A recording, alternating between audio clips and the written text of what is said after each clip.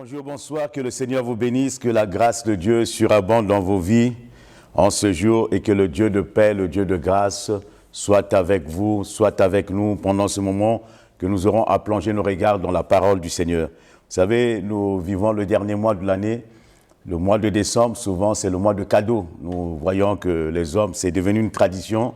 On se souhaite des meilleurs vœux, on se fait des cadeaux et on transforme toutes choses parce qu'on essaie de se réconcilier alors que pendant plus de 11 mois, on s'est complètement ignoré et nous choisissons le mois de décembre pour nous encourager, pour nous appeler et pour essayer de se réconcilier. Et j'aimerais vous dire tout simplement que Dieu est un Dieu d'amour. L'amour est éternel. Parce que l'amour de Dieu ne change pas. Et j'aimerais tout simplement qu'ensemble, nous regardons quelques versets des Écritures et que nos cœurs reviennent vraiment à l'amour de Dieu, que nous réalisons que l'amour est plus grand que toute chose. Vous savez, quelqu'un a dit, un auteur inconnu, qui a dit ceci, l'amour est une décision qui procède de ma volonté, une décision qui procède de ma volonté. Je peux choisir d'aimer, je peux commencer de le faire dès maintenant, là où je suis à la maison.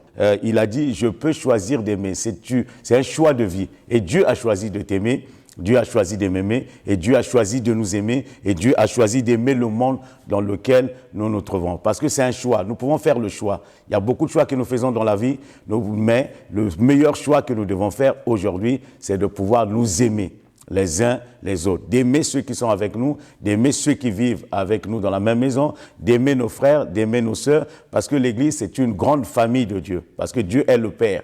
Et Dieu nous a placés dans l'Église. L'Église, ce n'est pas une association, mais l'Église, c'est vraiment une vraie famille de Dieu. Il y a des grandes familles, il y a des petites familles, il y a des familles riches, il y a des familles pauvres, mais chacun est appelé à aimer sa famille. Et nous sommes appelés à nous aimer les uns et les autres. Déjà, nous qui sommes en Christ.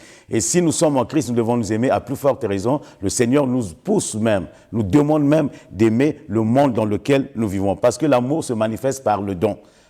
Jean 3,16 nous dit ceci, car Dieu a tant aimé le monde qu'il a donné son Fils unique. Nous avons dit, l'amour se manifeste par le don. Et Dieu a tant aimé le monde qu'il a donné son Fils unique, afin quiconque croit en lui ne périsse point, mais qu'il ait la vie éternelle. Dieu lui-même, il a donné par amour. Et nous sommes en train de préparer des cadeaux à donner, nous sommes en train de préparer beaucoup de choses, mais nous n'oublions pas que c'est ce mois, comme selon la tradition, c'est le mois où Dieu a donné Christ à l'humanité.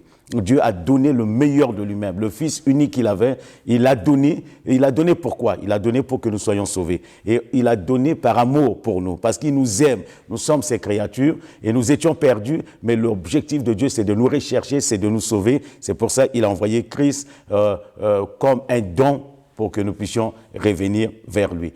Paul disait aux Galates, au chapitre 2, le verset 20, « J'ai été crucifié avec Christ, et si je vis, ce n'est plus moi qui vis. Mais c'est Christ qui vit en moi, et si je vis maintenant dans la chair, je vis dans la foi au Fils de Dieu, qui m'a aimé et s'est livré lui-même pour moi. » Paul reconnaissait cela, et que Christ s'est livré à la croix, Christ s'est livré pour lui, Paul. Et ce soir ou ce matin, Christ s'est livré aussi pour toi, pour moi et pour l'humanité. Et nous devons nous approprier ces paroles d'amour, parce qu'il y a plus de bonheur à donner qu'à recevoir. Et Dieu s'est donné à nous, Christ s'est donné à nous, pour que nous soyons enfants de Dieu, que nous appartenons à une nouvelle famille qu'on appelle la famille de Dieu. La Bible nous dit à tous ceux qui l'ont reçu, tous qui ont reçu le don de Dieu, Dieu leur a donné le pouvoir de devenir enfants de Dieu, lesquels ne sont pas nés de la volonté des hommes, ni de la volonté du sang, mais de la volonté de Dieu lui-même. Dieu nous aime, Dieu est amour. Et l'amour de Dieu est éternel.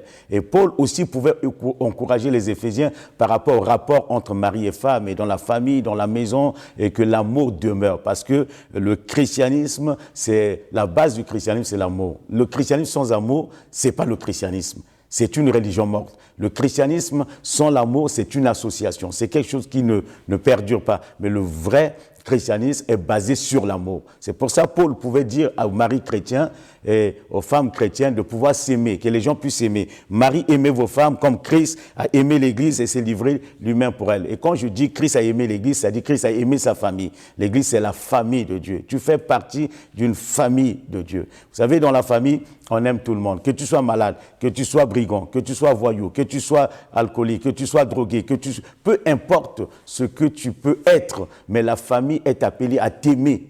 La famille est appelée à te manifester de la compassion, de l'amour. La famille est appelée à manifester de l'empathie envers toi, de compatir à tes difficultés. Et c'est ça une famille qui aime, une famille qui accepte, une famille qui tolère, une famille qui entoure dans la difficulté, dans la souffrance. La famille n'abandonne pas. Et c'est pour ça qu'on dit Christ a aimé l'Église. Il est prêt à donner sa vie. Et il s'est donné pour l'Église. Et les maris aussi doivent aimer leur femme comme Christ a aimé l'Église, selon ce que l'apôtre Paul vient de nous dire. Et la femme doit aussi respecter son mari. Donc, vous savez, vous imaginez, bien aimé, un foyer qui est bâti sur l'amour, les enfants grandissent dans l'amour, c'est vraiment un foyer béni, un foyer de Dieu. Et nous devons regarder ce que Christ disait à ses disciples, c'est des conseils et c'est aussi un enseignement qu'il a donné à ses disciples dans Jean chapitre 13, le verset 35. À ceux-ci tous, connaîtront que vous êtes mes disciples, vous avez de l'amour les uns pour les autres. Le signe de la reconnaissance d'un chrétien, c'est quoi? C'est l'amour. On reconnaît un vrai disciple par l'amour. C'est ce que Jésus a dit à ses disciples. Il dit, si vous voulez que les hommes reconnaissent l'amour de Dieu, vous devez vous aimer les uns les autres. C'est ce signe qui montre aux gens que réellement Dieu est là. Vous savez, là où il y a Dieu, il y a l'amour. Dieu ne peut pas être là où il y a la haine. Dieu ne peut pas être là où il y a la méchanceté. Et le signe que Dieu est dans la vie d'un homme, c'est que cet homme manifeste l'amour envers les autres. Le signe que Dieu est dans la vie d'une famille, c'est que cette famille manifeste l'amour les uns envers les autres. Le signe que Dieu est dans une communauté, dans une église, c'est tout simplement le fait que les gens s'aiment. Et les gens se parlent, les gens parlent bien d'eux-mêmes. Et vous savez, l'amour réagit toujours par la bonté à l'impolitesse. L'amour réagit par le respect au manque d'amour. L'amour réagit toujours par le pardon. L'amour pardonne face à l'offense. C'est ça qu'on appelle l'amour. Nous sommes appelés à nous aimer les uns et les autres. Et je répète que sans le christianisme, sans l'amour, le christianisme n'est qu'une illusion, un mirage. Ce n'est pas vraiment quelque chose qui peut perdurer. Sans l'amour, c'est pas possible qu'on puisse parler du christianisme. La seule, je dirais une religion, si je peux dire, mais je ne pense pas que Christ est venu établir une religion, mais Christ est venu plutôt établir des relations entre les hommes, qui puissent s'aimer, qui puissent se comprendre, qui puissent parler le même langage. Et l'amour est préférable, bien aimé, à n'importe quelle manifestation, je dirais même le don de l'esprit. L'amour est préférable à n'importe, même si vous n'avez pas des dons spirituels, que vous aimez l'amour, vous avez le plus grand des choses. Vous savez, le plus grand commandement, c'est tu aimeras Dieu de tout ton cœur, et de toute ton âme, de toute ta pensée, et ce que nous savons tous. Mais la Bible dit tu aimeras Dieu de tout ton cœur, de toute ta force, de toute ta pensée. Tu aimeras ton prochain comme toi-même. C'est le plus grand commandement. C'est-à-dire, si nous avons l'amour, nous sommes dans le hit-parade de Dieu. C'est-à-dire le numéro 1. Le numéro 1. Les gens cherchent à être grands les uns envers les autres, mais soyons grands en amour. Si nous avons l'amour en nous, bien aimés, nous sommes plus grands devant Dieu. Et Dieu aime celui qui aime les autres. Dieu aime celui qui l'aime et Dieu aime celui qui s'aime aussi lui-même. Donc nous devons développer l'amour. Nous devons apprendre à aimer parce que c'est toute une école. Cette école-là commence dans la famille. Mais si nous avons échoué dans l'école de la famille à pouvoir nous aimer, dans la société, nous aurons vraiment du mal à pouvoir nous retrouver. Mais regardez un peu ce que Paul disait aux Corinthiens, 1 Corinthiens 13, le verset 1 à 3. Quand je parlerai les langues des anges, des hommes et des anges, si je n'ai pas la charité, je suis un airain qui résonne ou une cymbale qui retentit. Et quand j'aurai le don de prophétie, la science de tous les mystères et toute la connaissance dont j'aurai même toute la foi jusqu'à transporter les montagnes, si je n'ai pas la charité, je ne suis rien. Et quand je distribuerai tous mes biens pour la nourriture des pauvres, quand je livrerai même mon corps pour être brûlé, si je n'ai pas la charité, cela ne me sert de rien. Même si je crée l'orphelinat, je nourris tous les enfants du monde, je nourris les pauvres, je nourris les malheureux, et que je ne suis pas capable de prendre soin de ceux qui sont avec moi dans ma maison, je ne sers à rien, ça ne sert vraiment à rien. Parce que la première des choses, c'est que je dois aimer ceux qui sont avec moi, je dois démontrer l'amour de Dieu auprès des personnes qui sont là, ils ont besoin de mon amour, et si j'aime ceux qui sont avec moi, je pourrais aimer le monde qui est en face de moi. Et la Bible nous dit que Dieu nous a aimés et il a aimé le monde. Il nous a aimés, il nous a chéris. Et Paul pouvait dire encore que si je peux tout donner, mais si je n'ai pas l'amour, cela ne sert strictement à rien si je n'aime pas les gens. Bien aimé, le christianisme, c'est d'aimer les gens. Et si nous aimons les gens, le monde sera sauvé. Le monde sera sauvé par l'amour. Le monde ne sera pas sauvé par la haine. On ne peut pas gagner par la haine. On ne peut pas gagner par la méchanceté. On ne peut pas gagner par la vengeance. On a tous essayé de manifester de la vengeance, de la haine, parce qu'on nous a fait du mal et nous avons remarqué que nous sommes encore plus nous-mêmes prisonniers que ceux à qui nous en voulons. Et nous devons lâcher prise, nous devons abandonner et utiliser vraiment l'amour. Vous savez, David n'a pas combattu Goliath avec l'épée, parce que David savait très bien que s'il s'approchait, parce que le combat avec l'épée, c'est le combat corps à corps. Il fallait qu'il s'approche de Goliath, il fallait qu'il soit près de lui pour se battre. Mais si David essayait de s'approcher de Goliath, il ne pouvait pas tenir devant ce géant. Et il a compris que le combat corps à corps avec l'épée, lui, il ne pouvait pas. Il était déjà perdant. Donc, qu'est-ce que Dieu va l'inspirer? Dieu va lui dire, tu utilises la foi, tu restes à distance et tu lui balances cette pierre. Et aujourd'hui, bien-aimés, nous ne devons pas rentrer dans le combat corps à corps, dans la haine, dans la méchanceté, mais utilisons l'amour. Utilisons l'amour. Prions pour ceux qui sont en face de nous. Prions pour que Dieu leur apprenne aussi à aimer et que nous puissions aussi les aimer. Et si nous utilisons l'amour, nous serons plus que vainqueurs dans n'importe quel combat, dans n'importe quelle situation de notre vie. Nous en sortirons par l'amour. Maintenant que ces trois choses demeurent, la foi, l'espérance, la charité, mais la plus grande de ces choses, c'est la charité. Ça, il termine le chapitre 13 par ce verset, 1 Corinthiens 13, 13, et Paul exhorte en disant, la plus grande des choses, c'est la charité. On peut avoir la foi, on peut avoir un avenir extraordinaire, on peut avoir de l'expérience, on peut proclamer des paroles, on peut avoir une onction extraordinaire, mais la Bible dit, s'il n'y a pas la charité, s'il n'y a pas l'amour, nous ne sommes rien. Parce que la plus grande de ces choses-là, c'est tout simplement la charité. Et il commence le chapitre 14, 1 Corinthiens 14, le verset 1er, en nous disant, recherchez la charité. Cherchez l'amour. Aspirez aux dons spirituels. Bon, surtout à celui de prophétie. Mais nous restons, il dit, recherchez la charité, recherchez l'amour. Faites tout pour aimer. Demandons à Dieu de nous aider. Demandons à Dieu qu'au-delà de toute chose, il n'y a que l'amour. Au-delà des dons spirituels, de la manifestation, de l'onction, de faire sortir l'eau du rocher, mais c'est l'amour. La seule différence avec tous les prophètes qui ont existé jusqu'à Jésus-Christ, c'est que Jésus était rempli d'amour envers les hommes. Jésus avait l'amour de Dieu en lui. Abraham était grand, il était grand, Moïse était le grand libérateur, mais de tout, David était un grand bâtisseur, un grand roi, Salomon un grand sage de tout le temps, des Daniel, des hommes surdoués. Mais la différence avec Christ, Christ avait de l'amour en lui. Amour remplissait le cœur de Christ. Christ aimait les gens. Et Christ apportait des réponses à des gens démunis. Christ s'approchait des gens, des lépreux, des gens indésirables. Il s'approchait d'eux. Mais les autres étaient tellement grands. Et pour s'approcher des lépreux, pour s'approcher des gens, même la loi de Moïse interdisait aux lépreux de s'approcher de quelqu'un qui est pur. Mais Christ va, non pas contredire cette loi, mais Christ par l'amour va au-delà, va toucher le lépreux. Bien-aimé, l'amour nous permettra de toucher les gens qu'on ne peut pas toucher. Mais Dieu t'a touché, Dieu m'a touché. Étions-nous en bonne santé quand Jésus est venu? Étions-nous meilleurs quand Jésus est venu? Étions-nous sans péché quand Christ est venu? Mais Christ s'est approché de nous, malgré nos péchés, malgré nos manquements, malgré notre handicap, dans tous les domaines. Mais Christ est venu nous toucher pour qu'aujourd'hui nous soyons enfants de Dieu. Et c'est merveilleux. Aujourd'hui, on s'enorgueillit. Aujourd'hui, on parle. Aujourd'hui, on roule les mécaniques. Aujourd'hui, on se dit super spirituel, super saint. Mais quand Christ nous avait trouvés, nous n'étions rien que des gens abandonnés, des gens délaissés, des gens condamnés pour aller en enfer. C'est pour ça que je dis la grâce l'emporte toujours sur le charisme. Jésus nous a conseillé, il nous a dit de pouvoir rechercher d'abord l'amour.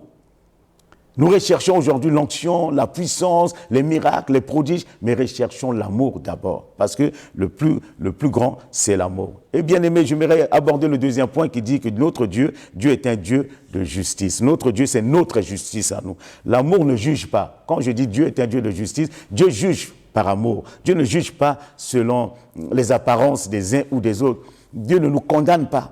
Dieu nous juge par amour, parce que l'amour ne juge pas, l'amour ne critique pas les gens. N'oublions pas que Dieu est toujours juste. Il se base toujours sur l'amour pour juger les êtres humains. Il se base sur l'amour. Il nous aime, il nous connaît. Il ne se base pas sur ce que les gens ont dit, sur ce que nous pensons, sur ce que nous croyons. Mais Dieu se base sur son amour parce qu'il nous a aimés. Il a aimé ce monde-là et il a donné son Fils. C'est pour ça que Paul pouvait dire aux Romains aussi, au chapitre 8, le verset 1er, il n'y a donc maintenant aucune condamnation pour ceux qui sont en Jésus-Christ. L'amour ne condamne pas. Tu n'es pas condamné. L'amour de Dieu ne te condamne pas. L'amour de Dieu t'accorde une faveur, une grâce exceptionnelle. C'est ça qu'on dit Dieu est notre justice. C'est lui qui nous aime. Et l'amour évite de parler en termes négatifs, bien-aimés. Et l'amour évite de critiquer.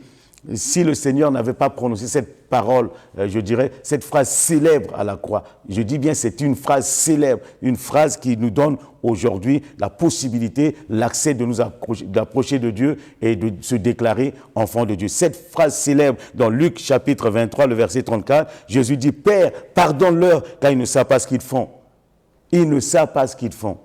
Est-ce qu'on sait ce qu'on fait?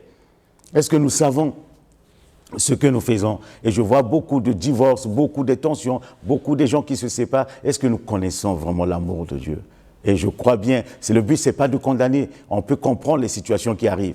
Mais l'amour de Dieu est plus grand. Dieu nous aime. Dieu ne nous condamne pas. Si Jésus n'avait pas prononcé cette phrase célèbre, bien-aimée, nous serons tous candidats à l'enfer. Nous serons tous condamnés. Aucun d'entre nous n'allait s'en sortir. Quelle que soit la justice que nous faisons, quel que soit ce que nous faisons, la Bible nous dit toute notre justice est un vêtement souillé. Quel que soit ce que nous pouvons faire, les œuvres que nous pouvons poser, s'il n'y avait pas cette phrase célèbre, Père, pardonne-leur, car ils ne savent pas ce qu'ils font, nous serions tous aujourd'hui candidats à l'enfer. Gloire soit rendue à Christ de ce que nous sommes des candidats pour le royaume de Dieu, pour le paradis de l'éternel. Et je crois qu'en Jésus-Christ, nous sommes assurés un jour de le voir face à face, de voir le Père et de demeurer éternellement dans sa présence. Parce que la vie sur cette terre n'est qu'un passage de 80 ans, de 70 ans, de 120 ans, de 50 ans, de 60 ans, de 25 ans, ainsi de suite. Tout dépend de chaque personne. Et Dieu a permis que nous soyons nés sur cette terre pour qu'un jour nous soyons ensemble avec lui. Et ça, nous sommes candidats pour le paradis. Aucun d'entre nous, par l'amour de Dieu, aucun d'entre nous n'ira en enfer. Parce que le Seigneur ne veut pas que nous allons en enfer. Le Seigneur, par son amour, il fait tout pour nous racheter. Pour que la justice qui nous condamnait, le mal qui nous condamnait, le diable qui nous condamnait en justice, que Dieu puisse nous gracier pour dire, voir en nous les hommes sans péché. Le Seigneur ne parle pas de nous en mal, bien-aimés. Il parle toujours de nous en bien. Jésus n'a jamais parlé du mal de nous. Et quand vous voyez l'ange qui était là, quand le diable accusait dans le livre de Zacharie, au chapitre 3, on dit l'ange, le diable, le tentateur, l'accusateur, le diable, Satan, accusait le sacrificateur Josué, souverain sacrificateur Josué, devant l'Éternel. Mais Dieu ne parle pas en mal de Josué. Il dit seulement, enlevez-lui ces habits-là et revêtez-lui les habits de fête. En cette fin d'année, Dieu va enlever tous ces habits sales que nous avons portés pendant l'année, pendant des siècles, pendant des mois. Que ces habits que nous portons, qui sont des habits que le diable se sert de ça pour nous accuser. Habits d'impudicité, des habits de haine, des habits de méchanceté, des habits de rancœur, des habits de rancune, de vengeance. Tous ces habits sales, de ressentiment que nous portons sur nous, le Seigneur veut l'enlever. Il ordonne à son ange d'enlever pour que la fête soit belle, que nous soyons tous les jours dans la présence de celui qui nous aime. C'est pour ça que Dieu ne parle pas de nous en mal. Il n'a jamais parlé de Job en mal devant Satan. Quand Satan a dit, oui, mais parce que tu lui as donné des choses, Dieu dit non, je sais qu'il est juste et qu'il me craint. L'Esprit de Dieu rend toujours témoignage à notre esprit que nous sommes enfants de Dieu. Dans Romains 8, le verset 16 nous dit, l'Esprit lui-même rend témoignage à notre esprit que nous sommes enfants de Dieu. L'Esprit de Dieu parle dans notre esprit. Il nous dit que nous appartenons à Dieu. Celui qui parle mal des autres ou rend un mauvais témoignage des autres n'a pas connu l'amour de Dieu. Parce que Dieu est amour. Dieu est notre justice. Dans Exode 20, le verset 16 nous dit, tu ne porteras point de faux témoignages contre ton prochain. Donc, nous sommes appelés à dire du bien. Et Jésus ne peut pas dire du mal de nous. Parce que la loi l'interdit de dire, Jésus ne peut pas dire du mal de nous. Et Dieu ne peut pas dire du mal de nous. Si Dieu ne peut pas dire du mal de nous, mais bien-aimés, gardons-nous de rendre des faux témoignages sur les autres. Aimons-nous seulement. Parce que c'est à cela que le monde reconnaîtra que nous sommes vraiment de Dieu. Et le chapitre 13, comme je vous ai dit tout à l'heure, c'était le chapitre de l'amour. Le chapitre de l'amour. Parce que Paul décrit par là que le Seigneur l'a manifesté, le Seigneur manifeste son amour envers nous et que Dieu nous aime vraiment. Nous pouvons voir quelques points rapidement dans ce chapitre 13. Je crois que vous pouvez le lire tranquillement à la maison. Chapitre 13, j'ai commenté, j'ai dit un peu quelques mots le concernant, mais j'aimerais revenir à nous-mêmes pour voir ce que l'amour peut faire. Quand nous aimons, comment nous allons devenir. Nous allons commencer à développer et surveiller notre façon d'être, notre façon de vivre, et nous verrons que de jour en jour, le Seigneur va nous amener de progrès en progrès et de gloire en gloire. L'amour pense aux autres plutôt qu'à soi. Commence à penser aussi aux autres. Ça, c'est pour cette fin d'année, c'est le travail que nous allons faire sur nous-mêmes. Commence à penser aussi aux autres. Ne pense pas que seulement à toi. L'amour est passion. Ne sois pas susceptible. Parce que l'amour est passion. Sois patient avec les autres. Parce que Dieu est patient avec nous. Sois patient avec ta femme. Sois patient avec ton mari. Sois patient vraiment avec tes enfants. Sois patient dans le milieu où Dieu t'a posé. Sois patient avec tes connaissances. Sois patient avec tes relations. Parce que l'amour est passion et l'amour croit tout. Il est plein de bonté. L'amour est plein de bonté. Il trouve toujours le moyen d'accomplir des petits gestes tels que « je pense à toi ». Et bien aimé, il est plein de bonté. Dieu ne cesse de nous faire des clins d'œil. Tous les matins, il nous lève, il nous donne le souffle de vie, on se lève. Mais nous aussi, soyons bons les uns envers les autres. Manifestons de la bonté, les uns envers les autres.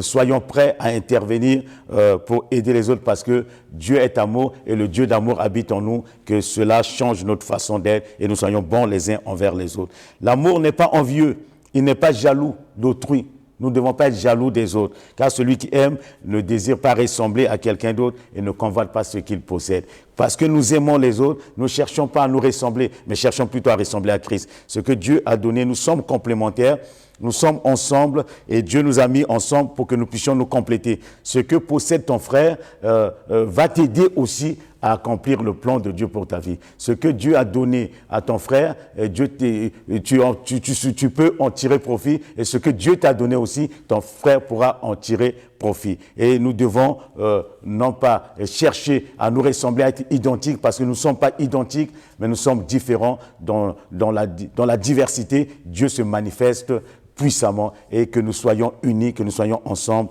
pour la gloire de Dieu. L'amour ne se vante pas, il ne se met pas en avant, il ne se croit pas indispensable au-dessus de la mêlée. Ne vous croyez pas indispensable au-dessus de la mêlée, mais sentez-vous comme un simple serviteur, sentez-vous comme quelqu'un que les autres aussi en ont besoin. Ne vous considérez pas, n'ayez pas une autre opinion de vous-même. Parce que celui qui aime, il aime les autres. Il fait passer les intérêts des autres avant ses propres intérêts. Bien aimé, c'est tout un apprentissage, c'est toute une école que nous sommes en train d'apprendre à aimer parce que notre Dieu est amour. L'amour ne s'enfle pas d'orgueil. Il reconnaît qu'il n'a rien et qu'il n'a rien reçu et qu'il ne peut rien sans la puissance qui lui a été donnée. Il reconnaît qu'il n'a rien. Tout vient de Dieu. C'est ça l'amour. L'amour ne s'enfle pas d'orgueil. C'est à cause de l'orgueil. Le diable croyait qu'il était le meilleur des meilleurs et Dieu l'a précipité sur la terre des hommes. N'oublie pas que l'orgueil précède la ruine. Parce que quand on est trop orgueilleux, on peut tomber. Nous devons considérer les autres. Ils sont aussi importants que nous. Ils sont aussi dans le plan de Dieu, dans la volonté de Dieu. Dieu les aime comme il nous aime. Il n'y a pas que nous que Dieu aime plus que les autres. Mais Dieu nous aime tous ensemble. Nous devons faire profil bas lorsque nous sommes dans une communauté, lorsque nous sommes en famille, lorsque nous sommes amis, entre amis. Nous devons nous aimer les uns les autres. L'amour n'est pas violent. Souvenez-vous de Caïn, parce que Dieu lui a averti, Dieu a dit, le péché couche devant ta porte, mais toi domine sur ça. Bien aimé, nous allons dominer sur la haine, nous allons dominer sur la méchanceté, nous allons dominer sur la colère. Dominons cela. Caïn n'a pas pu dominer et pourtant Dieu l'a averti. Dieu lui a dit, écoute, ce que tu fais, le péché couche devant toi, mais toi domine. Mais il n'avait pas trop le temps. Genèse 4, 8 nous dit, cependant Caïn adressa la parole à son frère Abel, mais comme ils étaient dans le champ, Caïn se jeta sur son frère Abel et le tua. Il tue son frère. Alors que l'amour n'est pas violent. On n'est pas violent. Jésus a été quelqu'un de non-violent. La non-violence permet de gagner des combats. Aujourd'hui, par la violence, nous n'avons rien. Par la violence, nous détruisons. Par la violence, nous amenons encore le mal. Par la violence, nous amenons des pleurs, nous amenons des difficultés, nous amenons la mort par la violence. Mais nous devons laisser la violence pour dire, Seigneur, oui, je me remets entre tes saintes mains. Ma colère n'accomplit pas ta justice. Seigneur, aie pitié de moi. Je domine sur la colère et je dois aimer. Et Caïn, ils étaient que deux. Mais il trouve le moyen par la colère de détruire son frère. Bien-aimés, ne nous détruisons pas les uns les autres. Ne nous détruisons pas, mais aimons-nous au contraire. Supportons-nous, soyons des facilitateurs les uns les autres. Si quelqu'un fait quelque chose de bien, apprécions, facilitons les choses, mais ne soyons pas des destructeurs de la vie des uns et des autres. L'amour ne cherche pas son intérêt. Cela signifie tout simplement que l'amour ne cherche pas à s'imposer, qu'il ne recherche pas le pouvoir. L'amour ne recherche pas le pouvoir. L'amour ne recherche pas la renommée, la richesse ou le statut social. L'amour n'est pas égoïste. Nous ne sommes pas là, nous ne cherchons pas notre intérêt à être quelqu'un d'important, à s'imposer par la force ou à chercher par tous les moyens à prendre le pouvoir par la force. Le pouvoir, c'est ce que Dieu nous a donné. Dieu nous donne le pouvoir, nous ne pouvons pas le prendre de force, mais le pouvoir, c'est ce que Dieu donne. Bien-aimés, j'aimerais vous dire tout simplement que le vrai pouvoir, c'est l'amour. Quand quelqu'un a l'amour, il a le pouvoir. Quand quelqu'un a l'amour, il a la domination. Quand quelqu'un a l'amour, il a une position. Les gens aiment celui qui aime les autres. Et Dieu nous aime. Jésus n'avait aucun statut social. Jésus n'avait aucun pouvoir. Le pouvoir était détenu par Pilate, par César. Le pouvoir, même le pouvoir religieux, était détenu par Caïphe. Jésus n'avait pas de pouvoir. Il n'a pas cherché à être le souverain sacrificateur de l'époque. Il n'a pas cherché à évincer Pilate qui était le gouverneur. Il n'a pas cherché à aller contre Rome en combat. Mais il avait beaucoup d'amour et les gens le suivaient. Les gens étaient avec lui. Il ne faisait pas ça pour être un roi. Il ne faisait pas ça pour être connu. Mais il faisait ça parce que c'était sa nature. Et bien aimé, nous avons une nature d'amour. Tout ce que nous faisons nous devons faire des choses parce que c'est notre nature d'aimer. Parce que Dieu est amour et Dieu vit en nous. Nous ne devons pas chercher ces choses. Parce que celui qui cherche ces choses, c'est celui qui n'a pas l'amour de Dieu. Parce que quand tu cherches ces choses, tu finiras par faire du mal aux autres. Mais quand tu ne cherches pas ces choses, excusez-moi, tu feras du bien aux hommes. Tu feras du bien à ceux qui sont autour de toi. C'est pour ça l'amour ne cherche pas son intérêt. L'amour ne s'irrite pas. L'amour ne sort pas facilement de ses gants. Non, ne s'irrite pas. Il n'y a pas d'irritation à avoir. Parce qu'on doit aimer.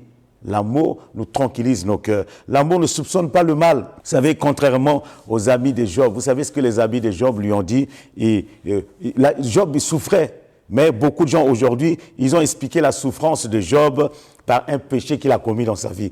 Alors que Job n'avait pas commis de péché. Donc toute la souffrance que nous endurons souvent dans la vie, ce n'est pas seulement la conséquence du péché. Et celui qui aime ne va pas chercher vite à soupçonner le mal. Nous ne devons pas soupçonner le mal. Ce n'est pas parce que quelqu'un est dans la difficulté, quelqu'un a échoué, quelqu'un ou a divorcé, quelqu'un peut-être, quelqu'un est gravement malade, quelqu'un a eu un enfant difficile ou une famille difficile ou une situation difficile et que tout cela est lié au péché. Je crois qu'il y a des choses qui ne sont pas liées au péché, mais il y a des choses que l'ennemi est derrière certaines situations pour essayer de nous déstabiliser. Dans le cas de Job, ce n'était pas forcément le péché, mais c'est le diable qui voulait à sa vie. C'est le diable qui voulait le détruire. Et peut-être que nous devons plutôt, au lieu de soupçonner les gens, mais de les soutenir spirituellement.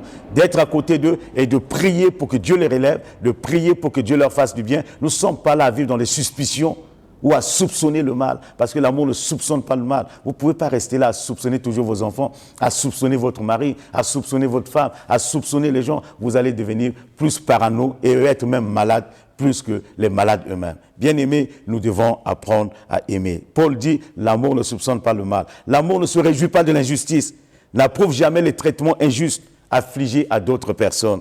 Même si ceux-ci semblent le mériter, même si les gens semblent mériter ces traitements, mais l'amour ne se réjouit pas de l'injustice, parce que Dieu n'est pas injuste, Dieu est juste. Soyons justes les uns envers les autres. Ne crions pas victoire quand quelqu'un souffre, ne crions pas victoire quand quelqu'un est en danger, mais au contraire, nous devons compatir à la souffrance des uns et des autres. La Bible déclare, lorsque Jésus sortait de la barque avec ses disciples, il a vu une grande foule devant lui. La Bible dit, il fut ému de compassion.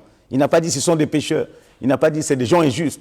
C'est des méchants. Mais il fut ému de compassion envers eux. Il dit, priez le maître de la moisson d'envoyer des ouvriers dans la moisson. C'est ça que nous devons faire. Nous devons prier là où il y a l'injustice, que des hommes justes se lèvent. Et la ville se lève par la prière des hommes justes. Proverbe 11:11. Quand nous prions les hommes justes, la ville se lève. La ville se lève. Nous ne devons pas, si nous prions, l'injustice va reculer dans le monde dans lequel nous sommes. Bien-aimés, l'amour ne comptabilise pas les torts subis. Il ne rappelle pas les fautes du passé. Nous ne sommes pas là à rappeler des fautes du passé. Souvenez-vous de Jacob, de Joseph plutôt, le fils de Jacob. Lorsque ses frères étaient en face de lui, ils l'ont fait tellement de galères, de misères, ils lui ont fait tellement mal. Il leur a dit, vous avez médité de faire le mal, mais Dieu a changé tout cela en bien. Donc vivons en paix aujourd'hui. Tout ça, c'est du passé. On oublie ça et on commence une nouvelle vie dans la présence du Seigneur. On commence une nouvelle vie dans la félicité, dans la gloire. Même quels que soient les torts du passé, bien aimés, nous devons apprendre à oublier le passé et à construire l'avenir et à construire et à vivre dans le présent pour construire notre avenir. C'est ça l'amour. Ceux qui ont l'amour de Dieu ne ressassent pas les choses du passé, ne reviennent pas dans les torts du passé, mais ils se réjouissent de la vérité. On dit l'amour se réjouit de la vérité. Chaque fois que la vérité triomphe, celui qui a l'amour se réjouit. Quel que soit le vainqueur, il se réjouit toujours. Il se réjouit parce qu'il sait que Dieu sera toujours vainqueur. Et je te vois vainqueur dans tous les domaines. Je me réjouis déjà de ta victoire. Je me réjouis de ce que tu t'en sors. Parce que ta défaite sera que tu te retrouves entre les mains du diable. Alors là n'est pas l'intention de Dieu. Là n'est pas la volonté de Dieu qu'aucun de nous ne se perd. Parce que Jésus n'était pas content que Judas se perd. Mais comme il a dit, afin que l'écriture soit accomplie. Donc il ne pouvait pas effacer cela. Il ne pouvait pas abroger cela. Il a dit, afin que l'écriture soit accomplie. Si cela ne dépendait que de Christ, s'il ne s'était pas écrit, il allait sauver son disciple qu'il aimait, Judas. Parce que Jésus n'est pas venu pour nous perdre. Il est venu pour nous sauver. Il n'est pas venu pour te perdre. Et nous sommes là, non pas pour qu'aucun d'entre nous ne perd. Nous ne sommes pas contents quand quelqu'un perd. Nous devons être joyeux et heureux quand l'un d'entre nous se réjouit, quand l'un d'entre nous gagne. Et nous devons pleurer lorsque quelqu'un au milieu de nous tombe et abandonne la foi. Ça doit être une désolation, ça doit être un deuil au milieu de nous parce que nous ne pouvons pas nous réjouir. Le peuple a pleuré Moïse lorsque Moïse est mort. Le peuple ne s'est pas réjoui pour dire c'est l'homme qui nous a fait traîner dans le désert, c'est l'homme qui nous a tourné en bourrique dans le désert. Maintenant qu'il est mort, waouh, nous sommes contents. Mais ils ont pleuré. Ils ont pleuré. Et même Josué n'avait même pas la force de se lever. C'est Dieu lui-même qui est venu dire à Josué, écoute, lève-toi, maintenant continue la marche. Parce que c'était une perte. Et nous devons, non pas aujourd'hui, nous réjouir quand un frère perd la foi, quand une sœur perd la foi, quand quelqu'un abandonne, quand une église ferme, quand quelqu'un souffre, quand quelqu'un est en difficulté. Nous, les enfants de Dieu, nous ne devons pas nous réjouir. Nous devons plutôt compatir à cela. L'amour supporte tout. L'amour tient le coup dans les tribulations. Nous devons être là, dans les tribulations, dans les persécutions, dans les tristesses, et ne pas abandonner les autres, ne pas abandonner la partie. Nous devons être là. Ceux qui ont l'amour, ils sont là. Lorsque nous passons par la persécution, les disciples priaient pour Pierre, parce que Pierre était en difficulté. Ils étaient en prière, parce qu'ils aimaient Pierre. Et dans la tristesse, Jésus était là, chez Marthe et Marie, parce que leur frère Lazare était mort. On dit, il aimait Lazare. Il est allé là-bas. Il n'a pas abandonné, mais il est parti pour aider cette famille. L'amour croit tout. L'amour, il faut faire confiance, bien-aimé. Il faut faire vraiment confiance aux autres. C'est vrai qu'on peut faire confiance quand même aux autres. Je dis que je ne crois pas aux gens, mais je peux leur faire confiance. Mais je crois en Dieu. C'est ce que nous avons. Je ne crois peut-être pas à ma femme, mais je peux lui faire confiance. Elle ne croit pas en moi parce qu'elle n'a pas à croire en moi. Elle a à croire d'abord en Dieu. Elle doit d'abord croire en Dieu, mais elle peut me faire confiance. Parce que sans la confiance, on ne peut pas vivre ensemble. Sans la confiance, on ne peut pas évoluer ensemble. Sans la confiance, on ne réussira rien. Même si hier, on a été trahi, même si hier, il s'est passé quelque chose, mais nous devons toujours apprendre à faire confiance à l'homme. L'homme change, il peut changer, on peut passer du mal au bien et on peut passer aussi du bien au mal. Je ne souhaite pas que ce cas arrive, mais je préfère plutôt que nous passons du mal au bien. Même si nous avons mal commencé, que nous pouvons mieux terminer. Parce que nous avons déjà, en commençant la vie, nous avons très mal commencé tous. Mais aujourd'hui, le Seigneur a cru en nous, il nous a fait confiance et nous sommes devenus des serviteurs et des servants de Dieu. Nous devons faire confiance aux autres. Cela ne signifie pas que nous devons être crédules ou naïfs. Non, ça ne veut pas dire ça. Mais ça veut dire tout simplement que, comme Dieu nous a fait confiance, nous pouvons encore donner une chance à quelqu'un. Nous pouvons encore renouveler notre confiance à quelqu'un. L'amour espère tout. C'est quand faire confiance, c'est espérer. On espère qu'il y aura une issue favorable. Malgré les difficultés, les découragements, malgré les situations, il y aura toujours une suite favorable. On espère. Celui qui a l'amour espère toujours que quelque chose va se passer. Celui qui a l'amour ne périt jamais. Ne périt jamais. Nous ne pouvons pas, c'est ce que Paul dit, il ne périt jamais. Son pouvoir, son efficacité ne faiblissent jamais.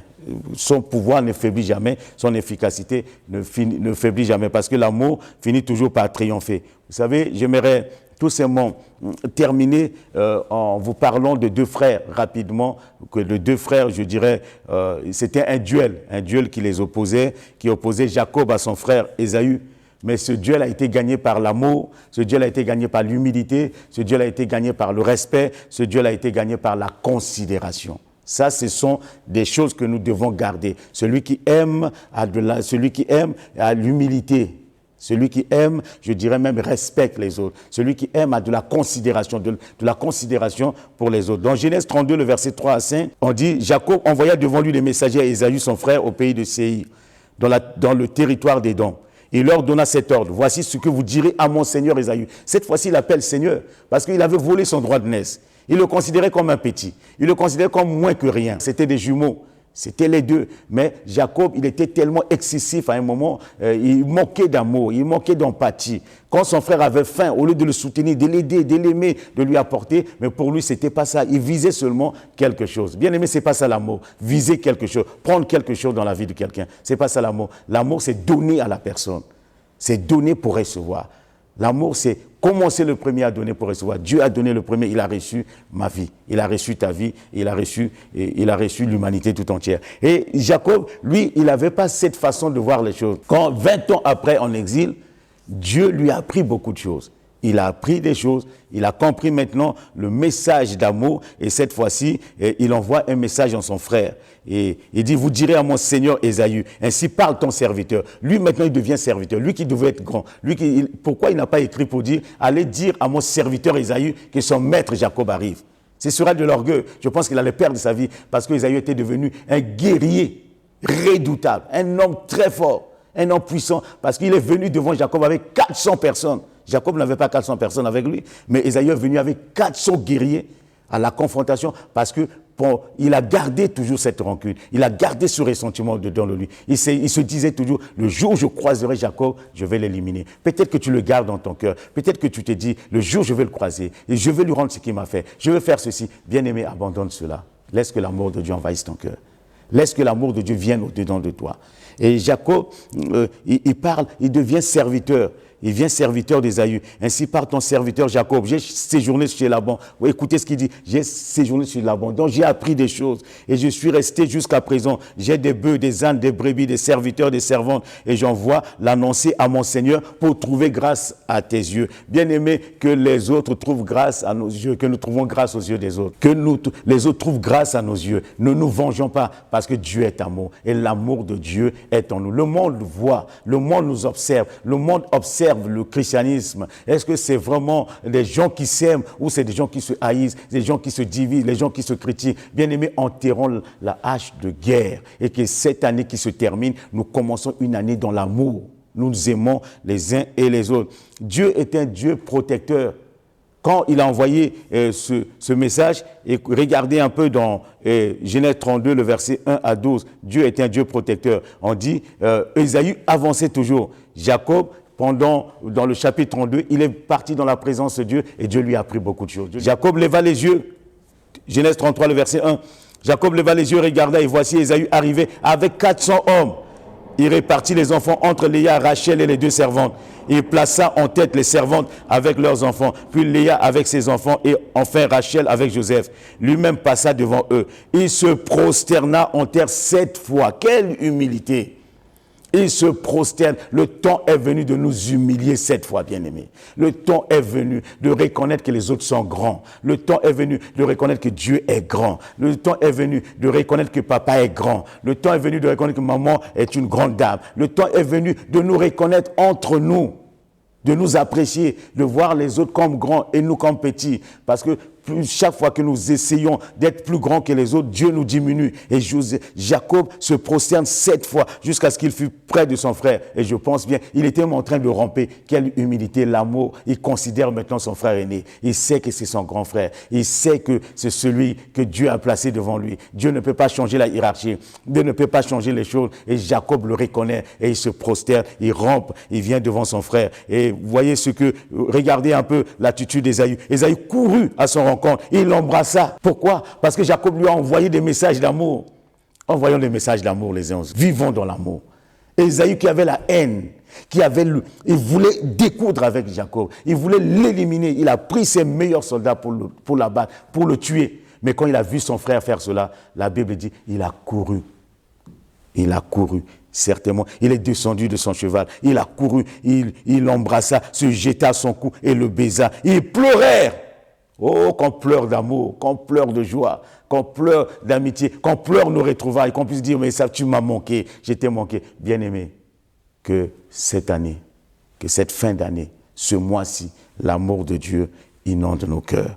Ésaü, levant les yeux, vit les femmes et les enfants, et il dit, qui sont ceux que tu as? Et Jacob répondit, ce sont les enfants que Dieu a accordés à ton serviteur. Je suis ton serviteur. Les servantes s'approchèrent, elles et leurs enfants se prosternèrent. Il a appris, nous devons apprendre à nos enfants, à des gens qui sont autour de nous, bien aimés, de se faire petit, de nous aimer. Que l'amour demeure dans nos maisons. Et se prosternèrent. Joseph et Rachel s'approchèrent, se prosternèrent. Ésaü dit, à quoi destines-tu tout ce camp que j'ai rencontré? Et Jacob répondit, à trouver grâce aux yeux de mon Seigneur. Ésaü dit, je suis dans l'abondance, mon frère, garde ce qui est à toi. Et Jacob répondit, non, je te prie, si j'ai trouvé grâce à tes yeux, accepte de ma main mon présent. Car c'est pour cela que j'ai regardé ta face comme on regarde la face de Dieu. Et Ésaü est devenu Dieu pour Jacob. Il dit comme on regarde la face de Dieu, son frère. Quelle déclaration d'amour. Terminons avec cette déclaration d'amour. Seigneur, apprends-moi à aimer. Apprends-moi à aimer les autres. Apprends-moi à aimer ceux qui vivent avec moi. Apprends-moi à aimer ma famille. Apprends-moi à aimer mes frères. Apprends-moi à aimer mes sœurs. Apprends-moi à aimer ton église. Apprends-moi à aimer mon pasteur. Apprends-moi à aimer la communauté. Apprends-moi à aimer les autres frères, qu'ils soient en Asie, qu'ils soient en Amérique, qu'ils soient en Océanie, qu'ils soient partout ou en Afrique, je ne sais pas, en Europe. Seigneur, apprends-moi à aimer les personnes avec qui je suis en contact. Amène-moi dans une vraie relation, non pas la relation intéressée, mais une relation désintéressée. Apprends-moi à aimer. Bien-aimés, je vous conseille, je vous recommanderais de lire tous les chapitres. Nous n'avons pas le temps, mais lisez cela et regardez le même Jacob. C'était pas le même Jacob, c'était pas le même homme. Et que cette fin d'année, tu ne sois pas la même personne.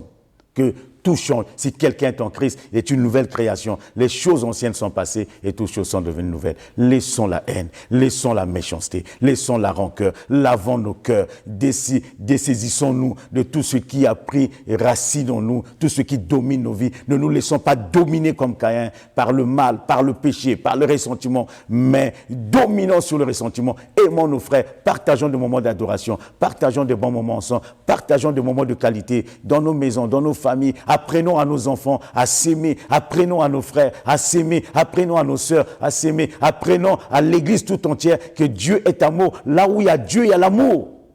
Là où il y a Dieu, on reconnaît la présence de Dieu dans un milieu par l'amour. S'il n'y a pas d'amour, Dieu n'est pas là. Que Dieu revient dans nos communautés. Et quand je dis Dieu revient dans nos communautés, c'est que l'amour de Dieu revient. Que Dieu revient dans nos maisons, Dieu ne peut pas vivre là où il y a la haine.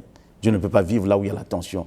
Et que nous puissions nous réconcilier comme Ésaü s'est réconcilié avec son frère Jacob. Peu importe ce qui s'est passé, peu importe ce que nous avons vécu, peu importe les tensions que nous avons eues, peu importe les disputes, les incompréhensions, mais ne laissons rien nous séparer. Et Paul dit, lisez dans l'épître de Paul aux Romains, il a dit, qu'est-ce qui peut nous séparer de Dieu? La mort, la faim, la nudité, les habits, les choses de ce monde, les choses à venir. Qu'est-ce qui peut nous séparer de l'amour de Dieu? Qu'est-ce qui peut nous séparer de l'amour de Dieu? Permettez-moi de lire ce verset avant que nous puissions ensemble clôturer cette belle journée dans la présence de notre Dieu. C'est dans Romains au chapitre 8, le verset 35. Qui nous séparera de l'amour de Christ? Sera-ce la tribulation, ou l'angoisse, ou la persécution, ou la faim, ou la nudité, ou le péril, ou l'épée? Selon qu'il est écrit, c'est à cause de toi qu'on nous met à mort tous les jours. Celui qui aime est mort avec le péché. Qu'on nous regarde comme des brebis destinées à la boucherie. Mais dans toutes ces choses, nous sommes plus que vainqueurs par celui qui nous a aimés. Nous sommes plus que vainqueurs. L'amour nous donne la victoire. Que l'amour de Dieu te donne la victoire. Dieu est un Dieu d'amour. Dieu est un Dieu de justice. Dieu est un Dieu protecteur. Que Dieu te protège. Que Dieu te protège en cette fin d'année et que Dieu t'accorde la justice dans tous les domaines de ta vie. Au nom de Jésus-Christ. Amen. Que le Seigneur te bénisse. Seigneur, merci de bénir mon frère. Nous te prions tout simplement que tu nous amènes à l'université de l'amour, à l'école où on enseigne l'amour. parce que dans ta présence, on enseigne l'amour. Tu as enseigné l'amour parce que toi, tu es même amour. Tu nous aimes. Seigneur, apprends-nous à aimer les autres. Apprends-nous à aimer ceux qui nous ont fait du mal. Apprends-nous à aimer ceux qui nous persécutent. Apprends-nous à aimer ceux qui nous maudissent. Apprends-nous à aimer ceux qui nous traitent d'une drôle de façon. Apprends-nous à aimer ceux qui nous traitent durement. Apprends-nous, Seigneur, à aimer nos semblables, à aimer la société dans laquelle tu nous as placés, à aimer tous les hommes sans exception, à aimer ceux qui ne partagent pas notre point de vue. Seigneur, donne-nous ton cœur. Dépose en nous ton ADN. Que nous soyons semblables à toi, que nous puissions te ressembler comme Jésus est venu nous montrer le chemin de l'amour. Nous ne pouvons gagner que par l'amour. Merci, parce que Seigneur, la première des choses que tu nous as apprises, c'est de rechercher l'amour et non pas de rechercher les sensationnels, le miracle, l'onction, tout cela. Salomon, en son temps, t'a demandé la sagesse, mais nous te demandons en ce jour, mets l'amour dans nos cœurs.